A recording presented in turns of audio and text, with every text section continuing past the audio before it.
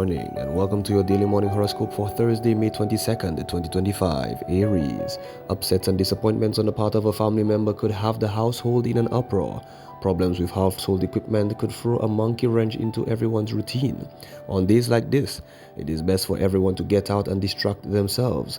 Movies, sports, and museums can help relieve the stress from that event. Taurus. Today you may need to contact a lot of people, but the process could be frustrating. People may not be home, messages might not be delivered, or your equipment might not work properly. Unless it's urgent, it might be better to wait until tomorrow to try to reach them. You could end up stressed, so please, just relax. Gemini. Conflict over money could get in the way of your usual relationships. Attention to the household budget is definitely needed. Unexpected events may require some immediate purchases that you didn't plan on. They might require some scrimping, but you should be able to minimize the need if you plan carefully. Don't make yourself crazy over anything today. You will get through it. Just breathe. Cancer. Your mother and father, or a couple you particularly close to, could visit you today. Plan some distractions like movies or videos, or invite some other people over. Talking with this couple alone might result in heated discussions that accomplish nothing but get everyone worked up. Whatever happens, don't let it get you down. Everyone should feel better by tomorrow. Leo. This isn't a good day to go out. Traffic is so awful. Don't trust any gossip that comes your way. It's probably passed through at least half a dozen people. If any of them are facts, someone might be passing along rumors for their own reasons, so believe nothing you hear without checking it out. Virgo. Some unusual events could cause you to feel discontented from your life and contemplate some big changes. Money matters might need attention and could prove frustrating. Outrageous ideas for improving your financial status could come to mind. Make a list of options, then wait a few days before making serious plans. This isn't the day to start anything new. Libra. Recent activities have suddenly made you bored with your job and the people you deal with. You may feel restless and contemplate changes to your professional life.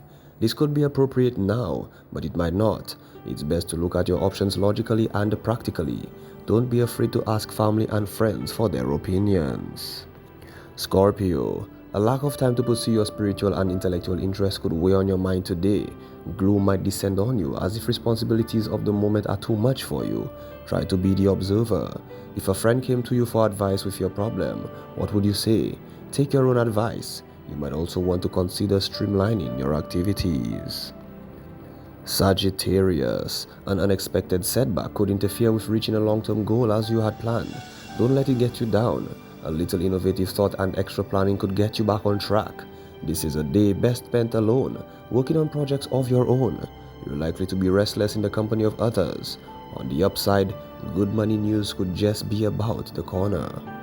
Capricorn. Your partner's family obligations could interfere with things you wanted to do with them.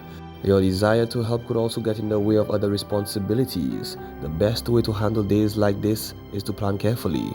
There is always a way to squeeze it all in. This may be what you have to do. Aquarius. A delay in receiving a communication from a distant place could prove frustrating today. You may be looking forward to a vacation, but responsibilities that suddenly crop up could postpone that trip. This probably won't be necessary, but some adjustments need to be made before you can do what you want to and fulfill your responsibilities. Pisces. Frustration could be a word for today. If you've made plans to meet a close friend or lover, don't count on it happening. Unexpected events might force a postponement. Problems with schedules could have you playing phone tag. This also isn't a good day to work on creative or artistic projects. The results you want could prove elusive, so spend that day reading. This has been your daily morning horoscope for Thursday, 22nd May 2025. Do have yourself a great, blessed, and wonderful day.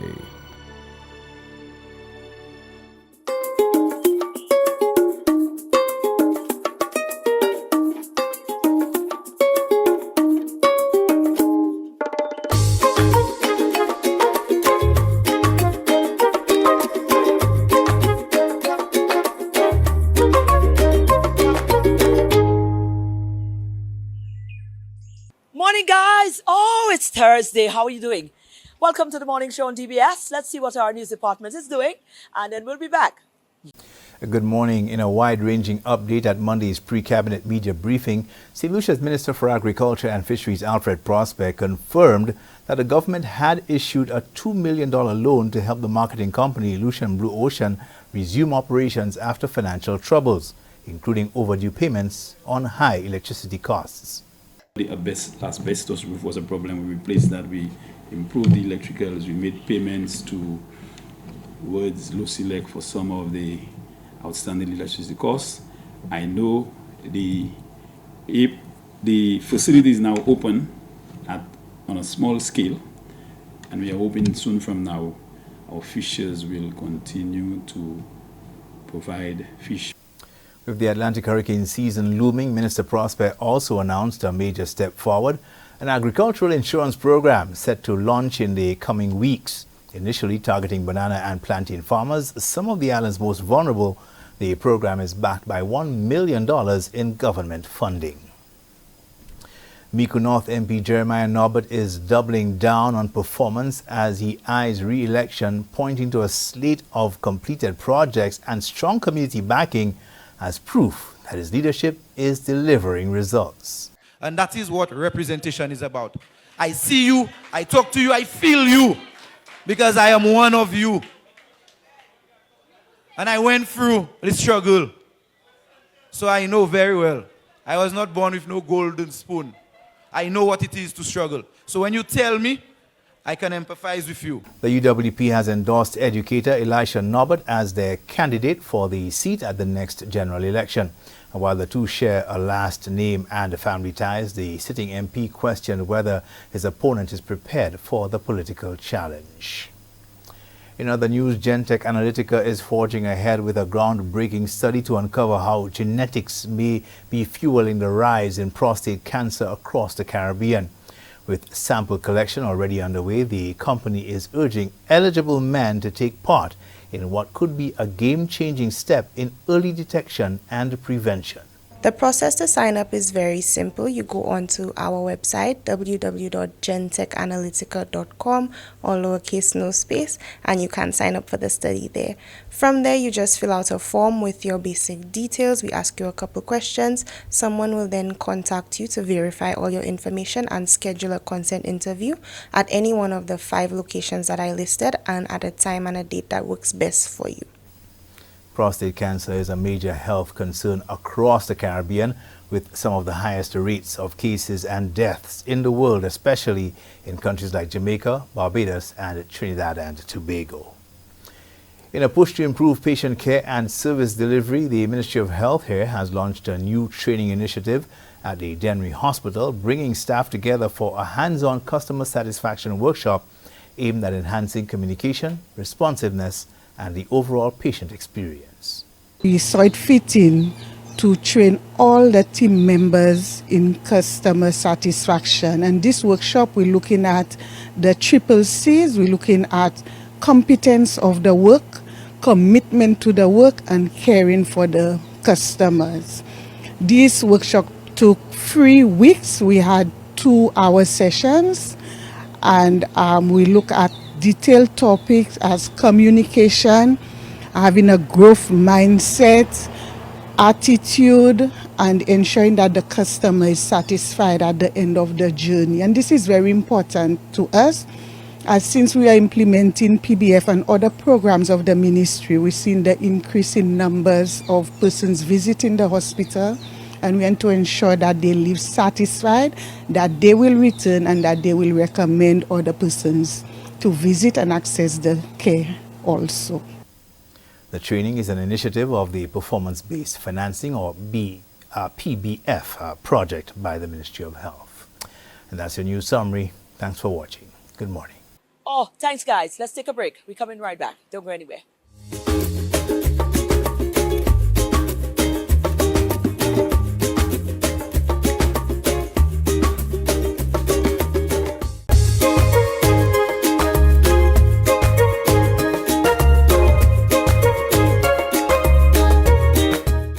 Official Atlantic hurricane season is scheduled to kick off from June 1st. How much do you know about the season? Well, let's go to the source and let's find out. The acting director, Vigil Saltibus, was kind enough to share that information. The question is, are you ready for Sunday? You see? That already catch you off guard because you don't understand why I would ask a question like that.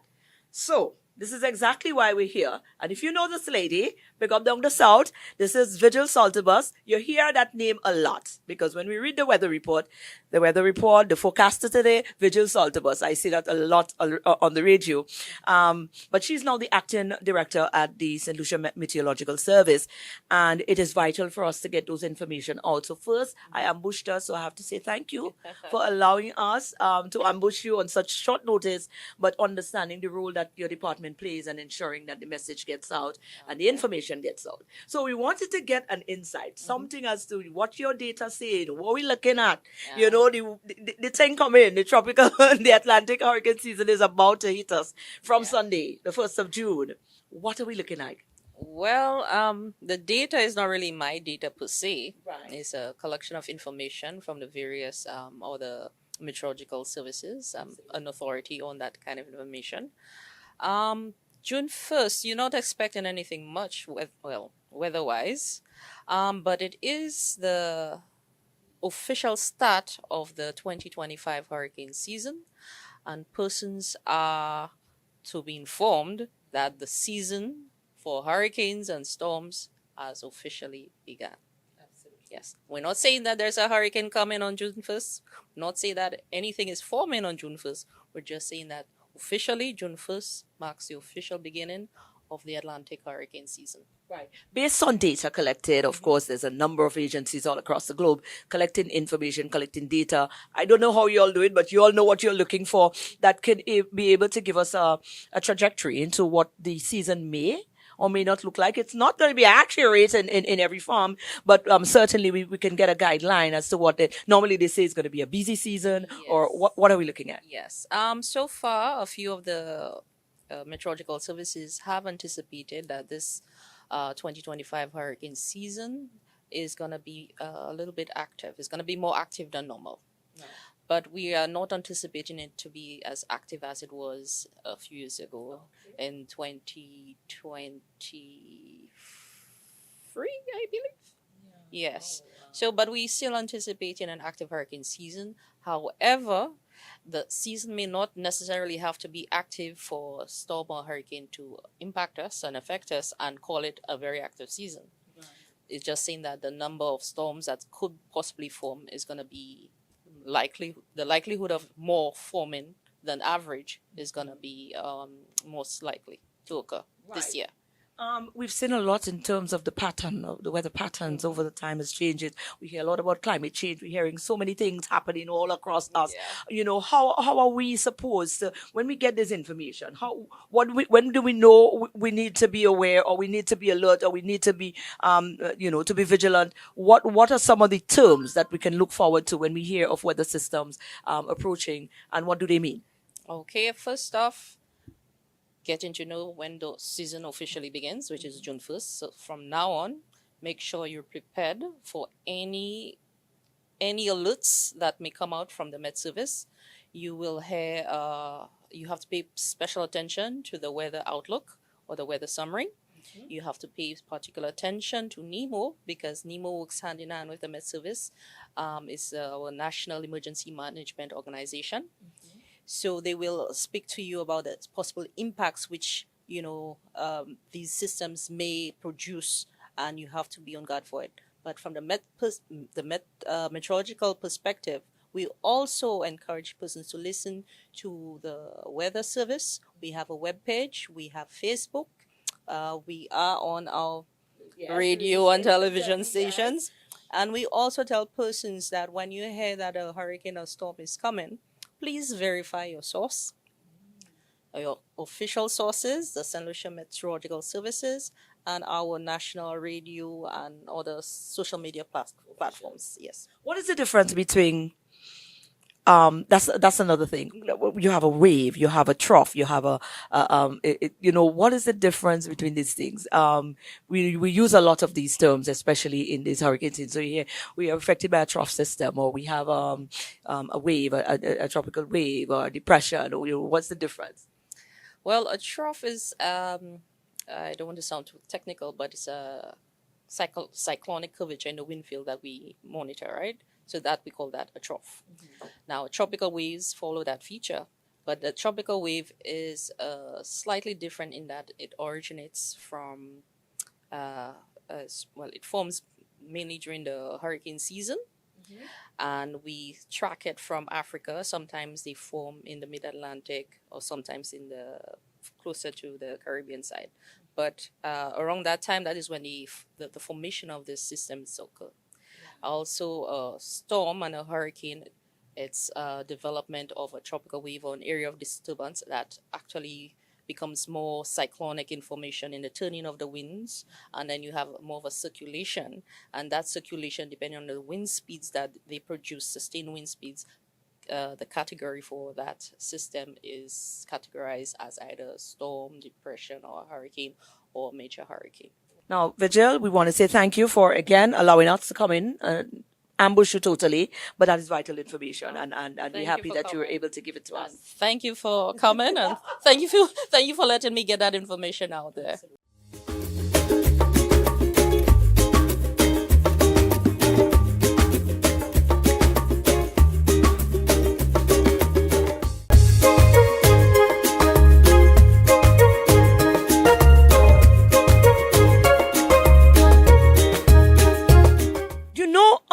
Kendrick, Mental Health Awareness Month is this month. You know, it has some people that actually grow plants to deal with their mental health, like cactus and stuff. I know of persons that actually use the caring for cactus to deal with mental health. But there's other ways that you can deal with it. And as a matter of fact, we've connected with a Trinidadian who's using a different form to deal with mental health. Let's see. Here with a beautiful young lady from all the way from Trinidad, and of course from time to time we get the privilege of linking up with some of our peoples from Trinidad base, and this one though is quite vital. We are in the month of May still, and the month of May is known as the mental health wellness month. Shari here, as you're looking at her, has found a beautiful and unique way to express or to mentally deal with her, her own mental issues when it comes about, and she's doing it through art.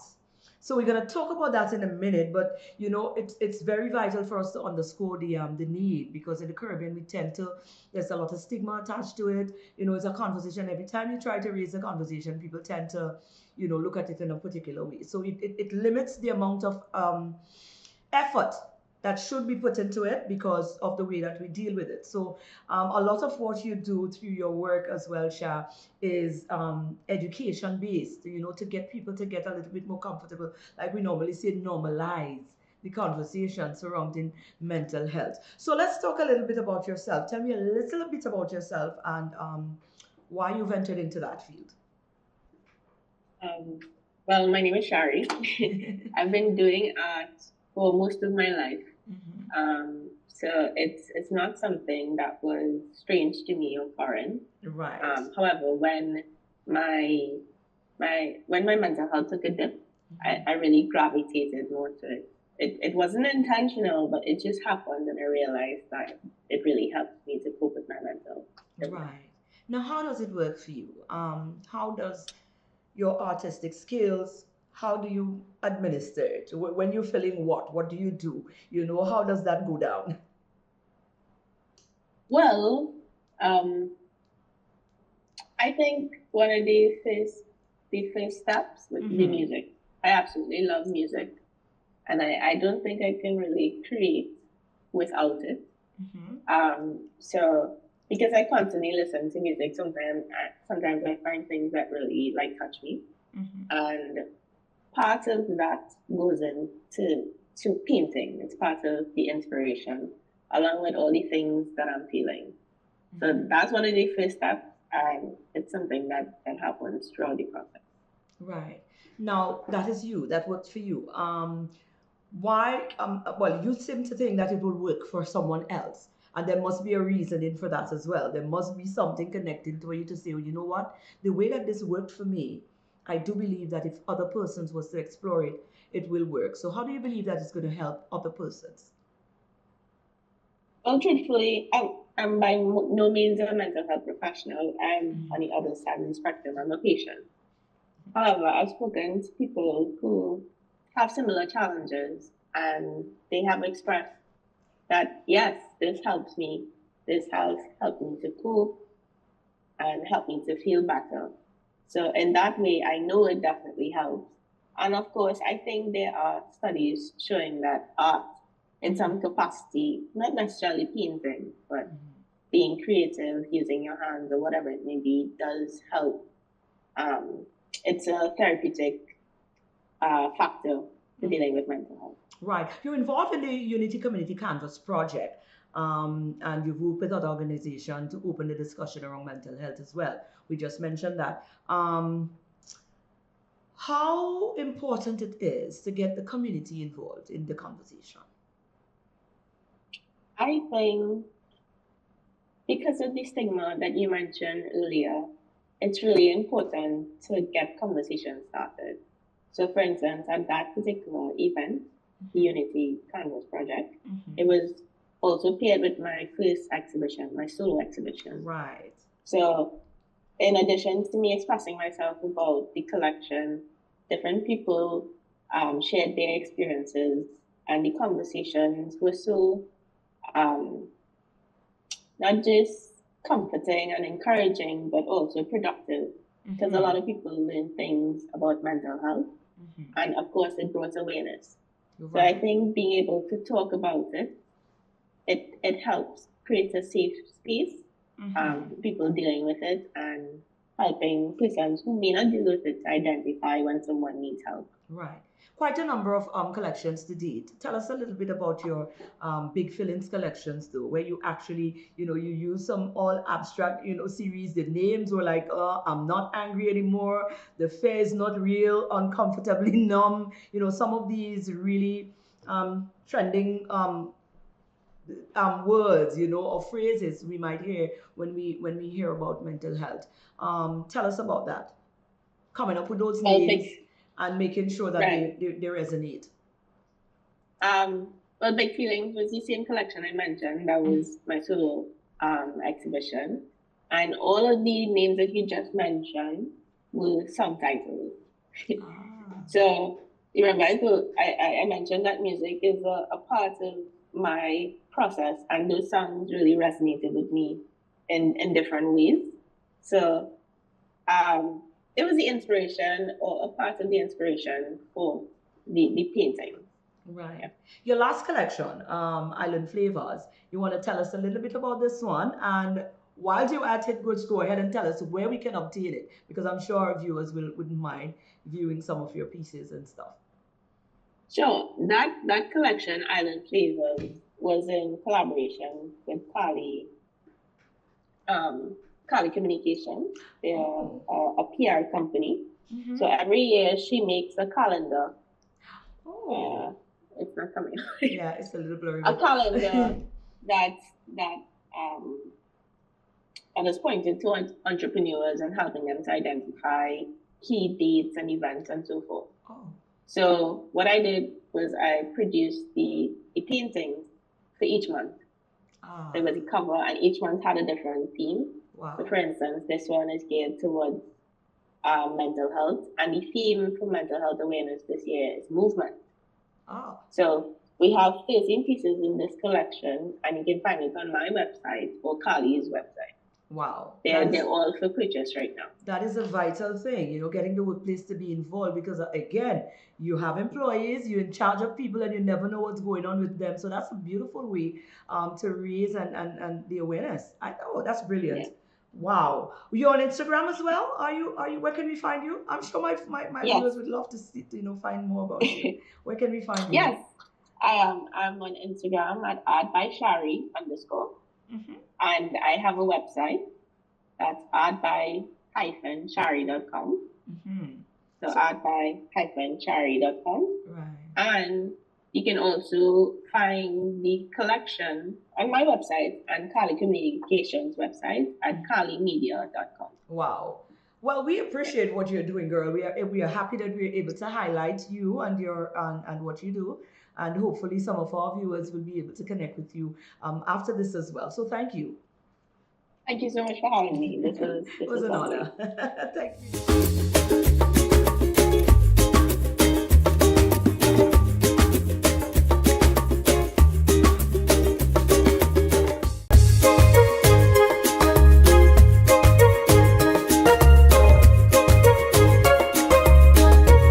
We hitting hard this week, and it is vital. There's a time to have fun and to kicks off, but there's absolutely a time for us to balance off things with some major ones. And I think today is one such day, because we're going hard on every level.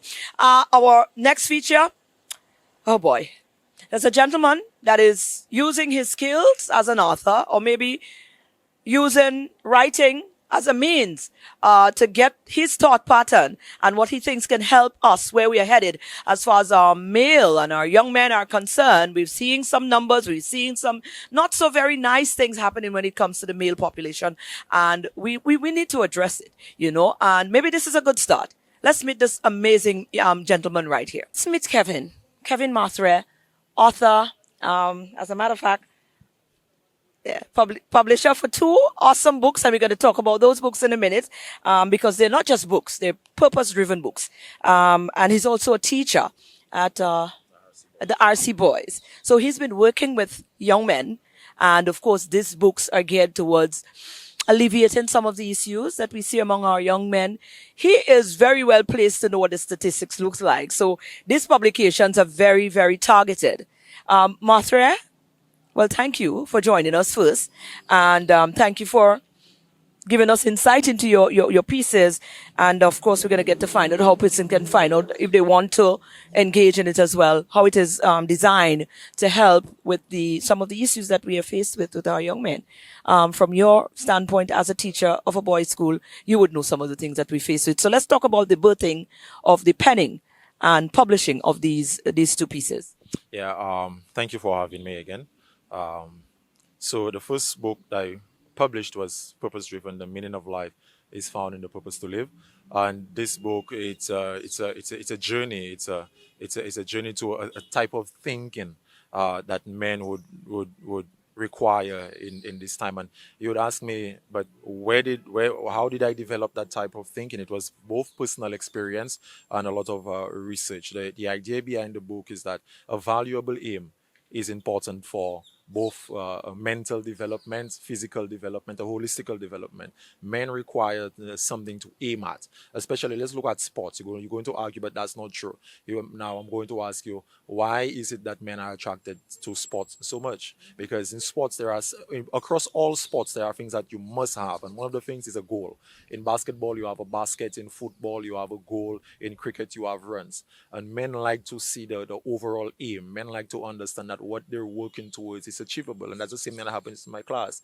I teach with a different model. I give my boys, let's say, in my class, I have because the book it was written, and then I'm acting it out in my class as well. So I have a philosophy, but then I'm making that philosophy practical. So I give them I bought a Messi kit once, and I bought a Ronaldo kit once, and then I tell them, if you get a good grade, that's working towards the aim. And then after you work towards the aim, I help them to structure their environment, structure their lives, so that they could work towards the aim. And they find, and you could find, and not just my estimation, that they're more enthusiastic, they're more driven, they're moving from one grade to the next, knowing that what they're working towards something. And that's a practical philosophy, and that's a thinking that men require to act out nowadays, and that's a thinking that's been lost.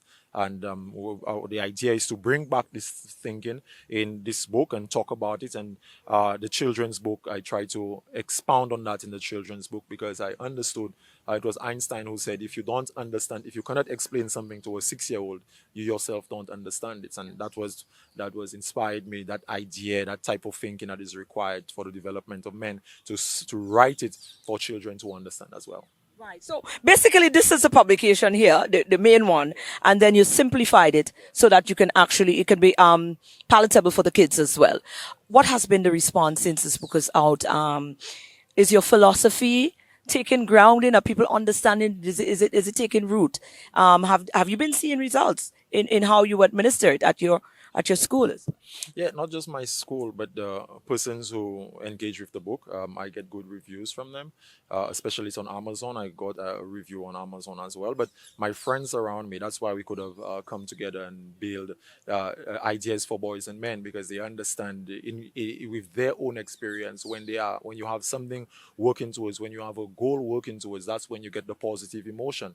And it's not just a philosophy, but it's grounded in your biology as well. When you have a goal working towards, when you have an aim working towards, and you're moving towards that aim, you have that positive emotion. You don't need to revert to alcohol or drugs to get that positive emotion you're looking for. When you have a practical goal, when you have a purpose, when your life have meaning, when you have that fulfillment feeling, when you're working towards something that is not only positive for you, but positive for your family, positive for your community, positive for your environment, positive for your nation, your culture in some sense. That positive feeling that you get when you're working towards those things. And that's the problem with, and that's why you find a lot of men are not, young boys are not participating too much in social organizations. They don't understand that when you ground yourself in something that is not just positive, but something that you're competent in, and men like being competent in things. When you ground yourself in something that's yours, like let's say there's a problem in farming, there's a problem in the water crisis, there's different problems that if you take that on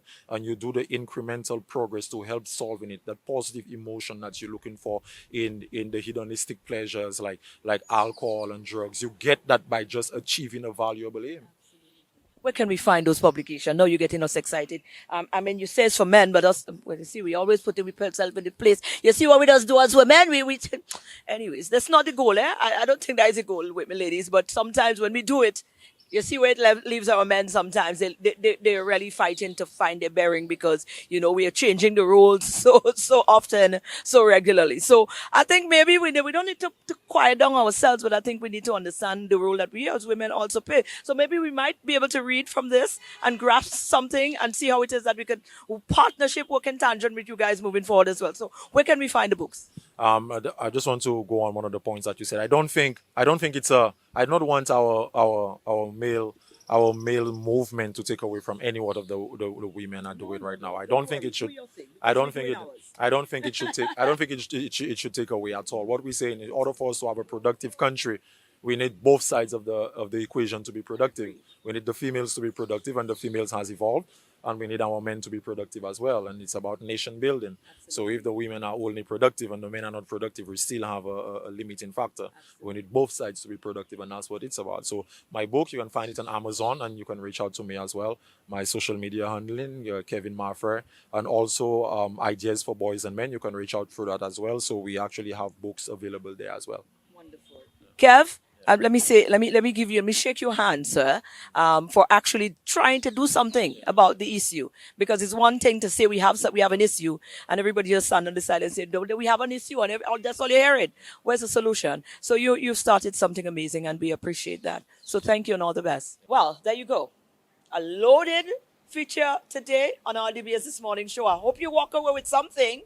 And let's do it again tomorrow. We're going to be right back here for another DBS This Morning. Go on out and enjoy the day, but be mindful. Mindfulness is the word that comes to mind today.